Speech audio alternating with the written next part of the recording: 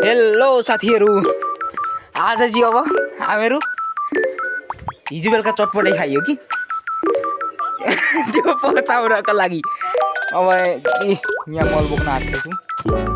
मल बोक्ने हो मजाले पसिना निक्लिने गरी अनि बस्ने हो। आजको काम यति छ। काम भन्दा पनि गरौँ कि गरौँ भनेर काम भएको नहुने थिएन।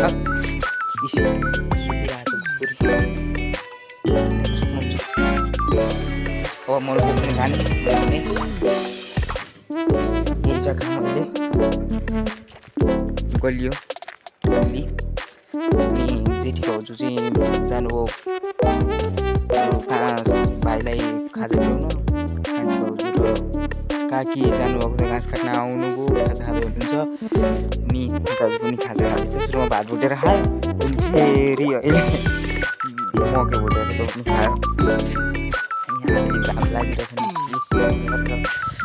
घाम लागिरहेछ नि। अनि त्यो भएर बाहिर निक्लेँ। मैले चाहिँ ब्लग पनि बनाउनु छ नि भनेर सम्झेर बाहिर निक्लेँ। सुपारी खाइरहेको छु कि त्यही भएर यहाँनिर फुल्न सक्छु यता यता आएको। यहाँ पनि छ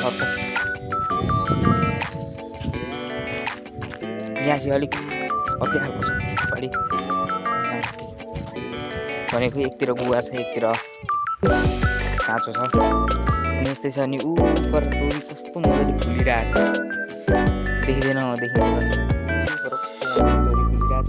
अनि उहाँ ऊ माउलाको बा आउनुभएको छ भनेको प्रदीपको मेरो दाइको माउलाको बुवा आउनुभएको छ। ऊपर आउँदै हुनुहुन्छ। त्यस्तै साथीहरू आज त 13 गते पो रहेछ। म त आज त 15 गते होला भनेर सुन्दै थिएँ क्या।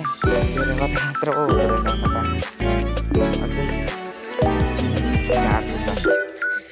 4 दिन अनि फेरि कपाल अगाडि यसरी ल्याउँथेँ अनि फेरि यसरी लान थालेको। यस्तै छ साथीहरू। म चाहिँ खाजा पनि खान्न, म यस्तो छु। त्यही भएर ल बाई साथीहरू। कालो कालो देखिँदैछु होला। By, have a nice day. Like गरिदिनु होला, सब्सक्राइब गरिदिनु होला।